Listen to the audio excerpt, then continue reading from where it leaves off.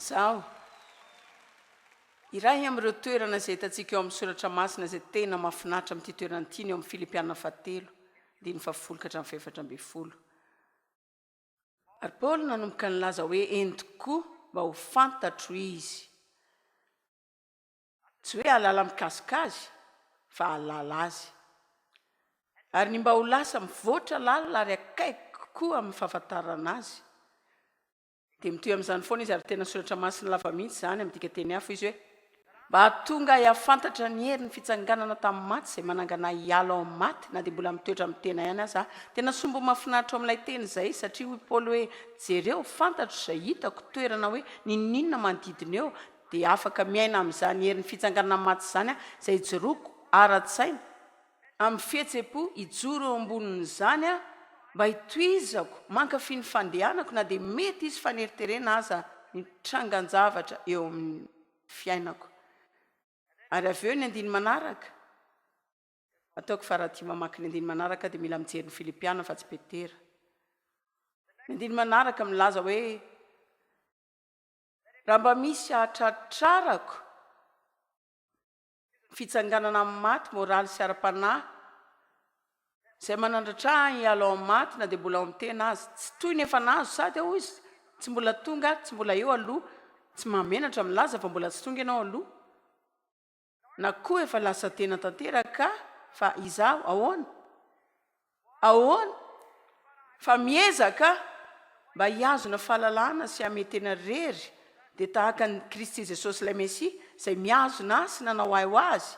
Tena tiako izany soratra masina izany satria izao ny voalazany jereo maty ho antsika noho ny antony indray Jesosy niazona antsika izy dia nandoa ny vidin'ny fahotantsika ary naka ny sazy izay mendrika antsika mba hahatonga antsika hahalala an'Andriamanitra sy hahalala hoe izy sika ho aminy ary hahalala ny hery izay afaka ny ho ao amintsika amin'ny mahampino an'i Kristy antsika.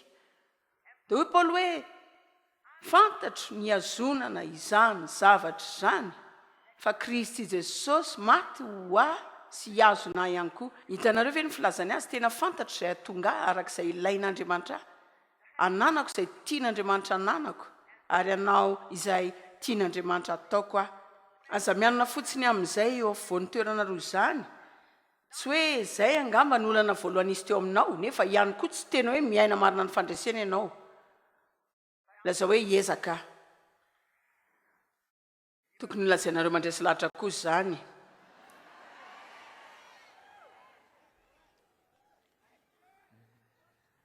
Andiny 17. Ry rahalahy tsy mbola ataoko fa ho efa nazo akory ny tenako.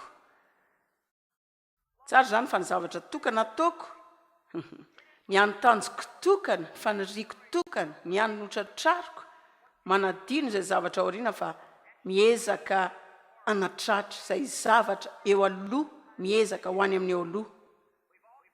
Manana ny lasa daholo isika fa tsy tokony havelantsika ny alahelo ny lasa animba ny ankehitriny na ny ho avy. No avinao tsy manana toerana tany amin'ny lasa afa-tsy izay afaka ny anaranao avy tamin'izany ihany. Afaka mianatra zavatra avy amin'ny lasa sika, afaka mianatra zavatra tsy tokony atao sika ary ilayntsika mitondra ireny miaraka amintsika. Fa raha nanao diso tany amin'ny lasa ianao izay ananantsika rehetra izany, raha voaratra tany amin'ny lasa ianao izay nahazo ny rehetra izany dia mila tonga eo amin'ny toerana ianao izay anaovanao ny lasa ho lasa marina. Dia anapahanao hevitra fa vaovao foana ny isan'andro dia mbola hitondray koa izy eto andininy 7 ezaka ahazo ilay marika ka amin'ny 3 amin'ireo andininy 4 ireo Paoly milaza hoe miezaka mila miezaka sika mba ho ao amin'izany lalana tery izany. Mila miezaka sika mba hanala ny fiketrona ny ala amin'ny fiainantsika. Mila hiezantsika daholo ireo zavatra rehetra izay mitady hanala ny Kristy tso amin'ny fiainantsika mba hanampy antsika hiazonantsika ny somotra viavinakanjony.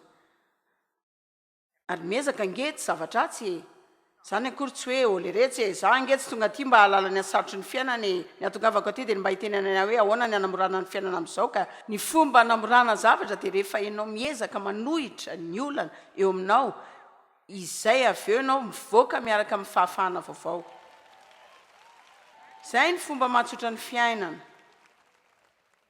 Inao zany tsy hoe manandrana miazona izany amin'ny fiainana miaraka amin'ny entana marobe aminao dia milanja tamavesatra be. Andriamanitra tia anakalo izany. Ao amin'ny Isaia 1:1-7 andininy izay mitondra tamin'ny karazana olana maro tokoa. Resaka mikasika ny namana hosolona venina izy. Diloilo fifaliana hosolon'ny alahelo. Fitafiana fiderana hosolon'ny fanareradraraka. Ka tamiko izany ohatra ny laza izy hoe ho alaiko daholo ny zavatra-dratsy tany amin'ny lasanao dia hanome anao zavatra tsara kokoa ho amin'ny ho avy. Tsy tsara amintsika rehetra ve zany? Teresaka kely aminareo ny amin'ny tsinam-poizina. Veriko fa matetika sika tafiditra ao anatin'izany karazan-toerana izany, ilay fotoana mandalo endrasantsika hijerena izay ho ataon'Andriamanitra. Ary ataoko fa tsy tiany sika ho mpitazana fotsiny. Everiko fa tiany sika hanana toetra maherisetra mihitsy. Dia azoko antoka fa isika rehetra izao mihevitra fa tena mandama maherisetra fa lazaiko zavatra ianareo Andriamanitra laza tamiko tamin'ny herinandro asa teo tena tiako ianao aherisetra kokoa amin'ny fanahinao. Zany tsy hoe mivoaka eto ianao dia misetrasetra amin'ny olona fa maherisetra ao amin'ny fanahinao. Zany dia milaza hoe efa nosoran'Andriamanitra, misy tanan'Andriamanitra eo amin'ny fiainako. Anao zay rehetra sainy ataoko miandry zavatra mahafinaritra hitranga eo amin'ny fiainako androany. Tsy androko izay azonan'izany androany. Anomboako ahita ny zava-mahagaga ataon'Andriamanitra ho androany. Mila miaina amin'ny karazana fanantenana ohatr'izany sika. Fa Satana mitady antsika hiaina amin'ny fahatsapana ratsy izay mifanesisesy maro any. Endrasana ny olana manaraka ny ray. Na koa loza. Davida mpanjaka ny laza hoe inona no mety hitranga tamiko raha tsy nahita ny fahasoavan'i Jehovah tamin'ny tany velona fa tsy ny ho any an-danitra fotsiny ihany ka handray ny valim-pitiako. Tena faly aho mikasika ny lanitra fa aza ilay karazana kristiana izay miresaka fotsiny ny fanandramana mampifandray izany rehetra izany sy izay karazana rehetra eo mandra-bazonao izay valim-pitianao any an-danitra any.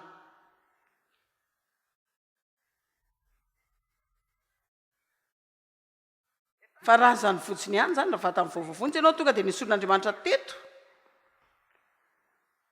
Fa misy tanjona ianao eto, misy tanjona ho anao eto. Tsy hameno toerana fotsiny izany ianao eto.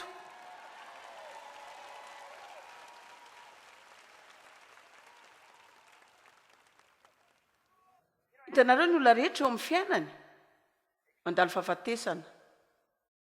Ary tsy mba zavatra moratrehana izany ka teresaka mikasika izany aminareo androany. Voalohany aloha misy fotoana tokoa isika tena misaraka amin'ny olona izay tiantsika. Maty izy nalain'ny tompo mialohan'ny fotoana tiantsika andehanany.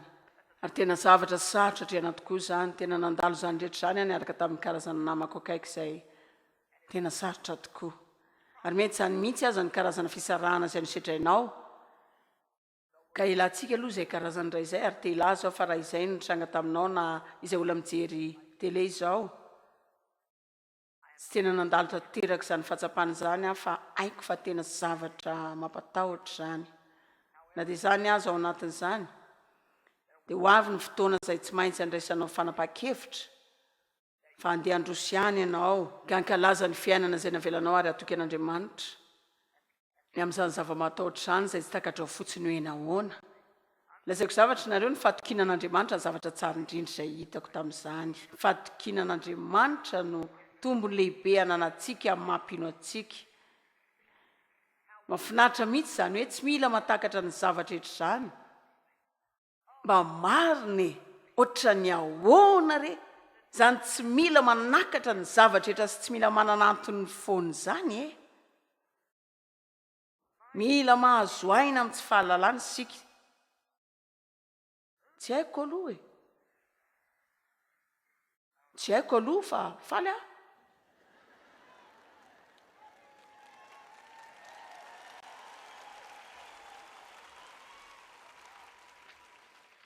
Betsaka ny karazana fahafatesana.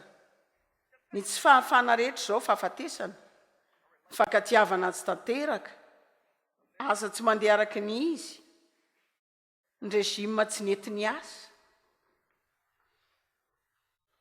ireo karazam-panazaran-tena izay natao arahana nefa tsy natao akory haiko fa manan'ireny karazana fitaovana ireny anao bisikileta tapi le hitanareo ny sasany aminareo tena manana fitaovana ampy mba hanaovana gym fidinareo daholo ireo machine rehetra amin'ny tele izay afaka ampiasainareo amin'ny vatanareo ka ny tavy rehetra tonga dia tsy hitandray alina ny tany ange manome antsika zavatra magaga izay tsy dia hanaovantsika ezaka izany foany fa mitombo tiako ambara raha tsy hitanao izay andanina ny volanao alefa aso aty amiko izany fa aza alefa any amin'izao tontolo izao any satria farafaratsy ny lazany marina aminareo tsy misy fanafody tonga dia afaka ny andevina ny tavy ao anatinao ary tsy misy machine izay afaka apetraka ao amin'ny vatanao dia anao ny asan'ny ray alina fa tiako ilay puba hoe raha tsy misy ezaka anao inona fako mety tsy tianareo ny zavatra rehetra lazaiko farafaratsiny amin'ny lazany marina aminareo amen raha ny herininana be anao nandritra ny telo taona izao ianao mila manao noana lavalava kokoa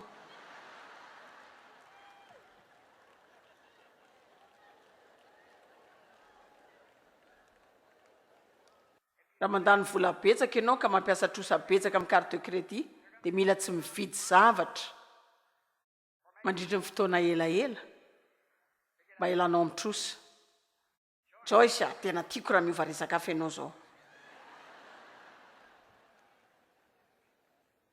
matetika sika voafatotry ny fahotantsika hitanareo tsy fahombiazana izany mahatsiaro ohatry ny miady rehetra sika raha toko fa izany zao nisan'ny toerana sarotra indrindra amin'ny kristianina paoly akory tsy nilaza hoe tsy nahatanteraka ny fiazakazahako fa ny zavatra izay ataoko anefa dia ny mamela ny fahadisoan'ny omaliko dia miezaka hitanareo tsy afaka mandroso ara-panahy ianareo androany raha mampiditra ny fihetsepon'ny androany omelohin'ny omaly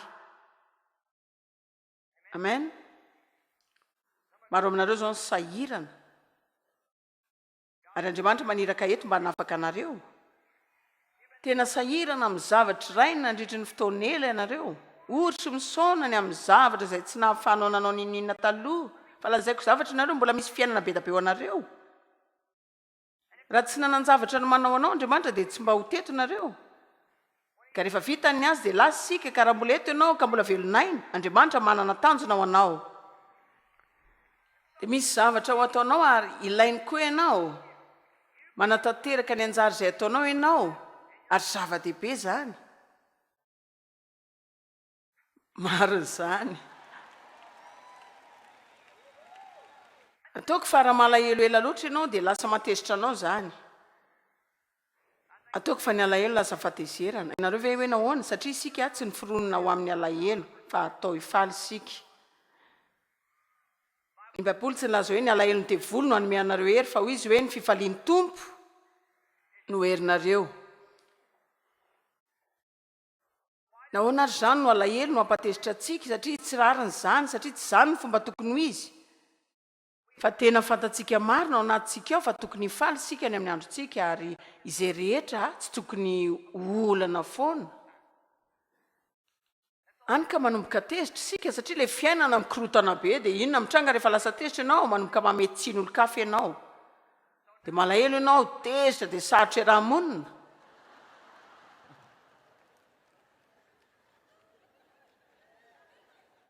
tsy hoe faly aho fa tsy manao zany nareo na koa faly aho fa tsy manaotra zany nareo tsy hoe faly koa fa alako ny asako fa tsy faly aho dia tsy faly aho dia tsy faly aho satria tena marina dia tezitra fotsiny aho dia tezitra satria malahelo mbola miaina amin'ny lasa ihany aho raha tokony hamely ireo efa nampiasaina rehetra andeha any ka hiezaka androso amin'ny zavatra izay men'andriamanitra amin'ny ho avy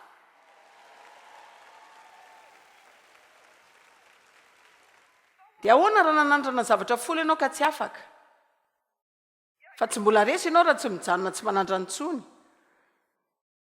dia nareo nanandrana setele aho efa ho folo taona mialohana melan'andriamanitra aho ao matetika ianao lasa midina kely ato dia tena zavatra ataon'andriamanitra ao mihitsy zany fa lalana ampiasain'andriamanitra ao anao zany matetika inge sika rehetra ny lasa alohan'ny fotoana mampalahelo misy olona 10 fotoana ka raha vao tsy mety eo zany dia lasa zareo manao ny tena sy tokony atao tsony iny sy te ho hita ho afa-baraka mantsy. Zaho tao anatin'ny enim-bolana dia nahazo mail ray fotsiny tamin'ny tele. Sy eo tele enim-bolana dia mail ray fotsiny ny azoko. Ray. Ary ankoatr'izany dia nanao izay azona resaka amin'ny tele mba hahatonga ho vahiny iseho amin'izany azonareo ve dia nahita zavatra mihitsy tamin'izany fa naka ny sasany tamin'ireo ankizy vaviko tao amin'ny braoko dia nandeha tamin'ny toerana misy diffusion tao Saint-Louis dia nanofa toerana tao. Dia nipetraka izay nanao interview-nay dia nametraka fanontaniana dia za ihany mamaly azy avy eo.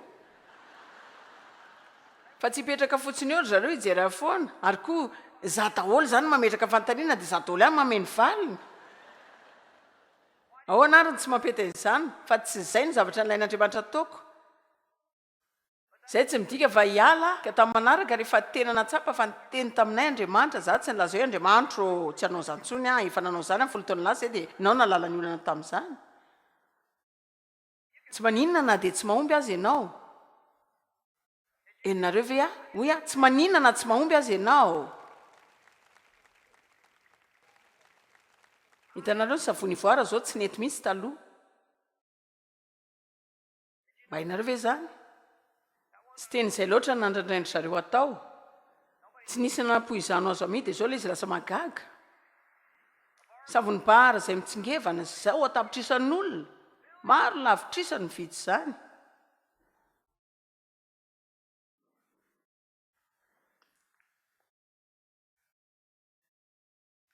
Ataoko fa Edison naza nilaza fa efa nanao fanandramana 2,10 izy milohan'ny nahitan'ny elektricité. 2,10 fanandramana tsy nety. Hitanareo Andriamanitra ao Baiboly nametra fisaonana izy mba fantatrao ve zany? Ny olona tsy mahazo misaona arak'izay tiany anaovana azy eo. Ataoko fa ny olona tsy hoe hijanona ho sitranona foana mandritry ny androm-piainany.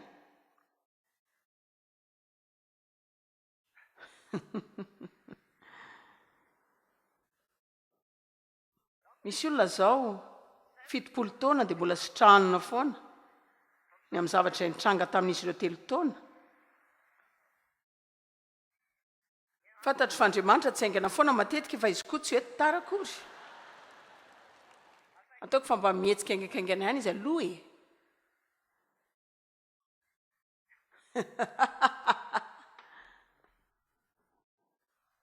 Ndao fontsiny tsika hijery zavatra izay tena nahagaga ao amin'ny Josoa toko voalohany dia nahita zavatra tena mahaliana mihitsy aho. Ary efa maty Mosesy 1:1 izany ny mpanompon'i Jehova.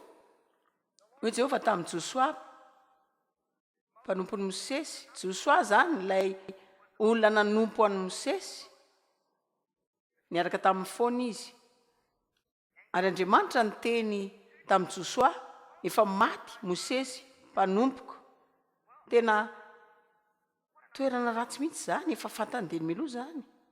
Fa nanao teboka fanamafisana izy hoe ko mitsangana mifoazy raiso ny toerany miampitahy ty Jordany ty ianao sy ny olona rehetra ho any amin'ny tany izay omeko azy ireo. Ka ny tany rehetra izay ho diavin'ny faladianareo dia efa nomeko anareo ary tiako izany. Andriamanitra zany nilaza fotsiny hoe efa voahomako avokoa amin'ny fiainanareo rehetra. Efa voahomako daholo ny fandresenareo. Fa mila mandeha maka izany nareo. Mila alainareo ny tany. Mila mandeha mihetsika nareo. Tsy afaka mipetrapetraka eny fotsiny dia mitomano sy malahelo ireo olana izay tsy nafanareo nanao ninina tsony nareo. Fa ny ilaina dia ny fandehanana ka ny toerana rehetra izay ho diavin'ny tongotrareo. Izay rehetra hiezahanareo dia efa nomeko anareo. Tsy tena mahafaly ve zany? Ataoko fa tena mahafinaritra zany. Dia tsy fantatro hoe ahoana nanaovan'Andriamanitra zany fa Andriamanitra izy afaka ataony daholo izay rehetra tiany atao ary izy tsy miasa matematika antsika na ny alfabetatsika. Ka na dia efa navita korotana be tamin'ny planina teo amin'ny fiainanao azy ianao Andriamanitra afaka manao planina be ka hanao izany ho tsara lavitra mihoatra n'izay noverinao tao. Ary tena manome antsika fanantenana izany. Hitanareo Saoly dia vao aisitra tsy ho mpanjaka. Fa Samuela nefa nandany fotoana lava be. Samuela mpaminany nandany fotoana lava ho an'i Saoly. Izy ihany nanositra azy. Izy no nivavaka ho azy. Naminany ho azy. Ka rehefa nikorotana ny fanjakan'i Saoly ka tsy nankataon'Andriamanitra Saoly dia Andriamanitra nanaisitra anositra taminy. Dia izy nilaza tamin'i Saoly fa tsy ho mpanjaka intsony izy. Dao jerena Samuela voalohany 1:4. Ary Jehovah niteny tamin'i Samuela, mandra-pahoviana no halaliovanao an'i Saoly. Wow! Za efa nanda azy tsy ho mpanjakan'i Israely. Fenohy diloilo ny tandroko fa irahako any amin'ny Jese Betlehemy teninao. Jereo ity efa nahita mpanjaka ho ahy ao amin'ny zanany ao. Ka ny zavatra hitako dia Andriamanitra miteny hoe mandra-pahoviana no halaliovanao foana ity zavatra tsy mety ity. Za manana planina vaovao. Azonao ve zany? Mandra-pahoviana no halaliovanao ity zavatra tsy mety miasa ity. Za manana planina vaovao. Ary hitanareo ao amin'ny fitsinjaran'Andriamanitra tsy misy verivery fotsiny izany. Taoko fa matetika sika mitodika any aoriana tena hitanao zao niasa ho an'izany toerana zanandrindra 20 taona dia nihevitra fa mbola hiala tao dia niroasindrareo nivoaka varavarana ary tsy nisy fankasitrana akory dia izao nandany andro fotsiny. Tsy teny izany ny fomba fiasan'Andriamanitra. Rehefa nangonina ny sisa tsy lany tamin'ny sakafo izay nampitomboiny, taoriana nanaovany fahagagana ny amin'ny trondro sy ny mofo, izy hoe atambary izay tsy lany. Ary ny marina dia izay nefa rany dia mihoatra lavitra noho izay niandohany izy ireo. Ireo very ny fahadisom-panantenanao, ny tsy fahafahanao, ny fahotanao, izay rehetra nandratranao sy ny namparary anao, ny fandavananao, ny famadiananao, raha omenao azy avokoa izany rehetra izany, dia ohatra ny jerenao korotana sy ratsy azy izany ambin'izany. Ho raisin'Andriamanitra ny zavatra izany ka hanaovany fahagagana indray. Andriamanitra anao zavatra mahagaga amin'ny fiainanao. Raha toa ianao ka miaina amin'ny fanantenana masina sy sa fa hisy zavatra tsara foana hitranga. Tsy hoe satria mendrika ianao fa satria tsara Andriamanitra. Laza amin'Andriamanitra foana tsy mendrika zavatra tsara mihitsy aho. Tsy mangataka anareo akory aza mba ho tsara amiko satria samy hevitra fa mendrika azy izany. Fantatro fa tsy izany fa izahana tena izany satria izany mitondra antsika eo amin'ny endriko. Andriamanitra mitady olona izay afaka ho tahiny. Izy dia mitady olona izay afaka ho ampiasaina. Olona izay afaka ny asany ary izany dia olona izay ino izay voalazany teniny. Donc resana minitra vitsiny amin'ny Saoly dia avy eo faranako ny amin'izao hevitra izao. Hitanareo, Samuela tena diso fanantenana mihitsy ny amin'izay nataon'ny Saoly. Tena sarotra mihitsy rehefa manome betsaka ny tenanao ianao sy fotoana betsaka ary ezaka ho an'olona iray. Ankizy iray, vady iray, namana iray, dia avy eo ry zareo manao zavatra tsy mety. Ampatsorana ny ilazako fa tena isan'ny makarany foko mihitsy izany. Fa raha izao izany hoe ny zavatra tsy mety ataon'olon-kafa dia za izany manao hoe tsy nampoziko vitanao mihitsy izany. Tena tsy mba nieritreretiko mihitsy fa avy izany ianao io. Dia nefa mba ela ny ainana ihany ka tonga eto amin'ny teboka izay tsy mataitra loatra intsony amin'ny zavatra mitranga fa mila mijanona isika. Ino kely ange tokony hajanontsika ny mamela ny safidy dison'olon-kafa hangalatra ny fifaliantsika.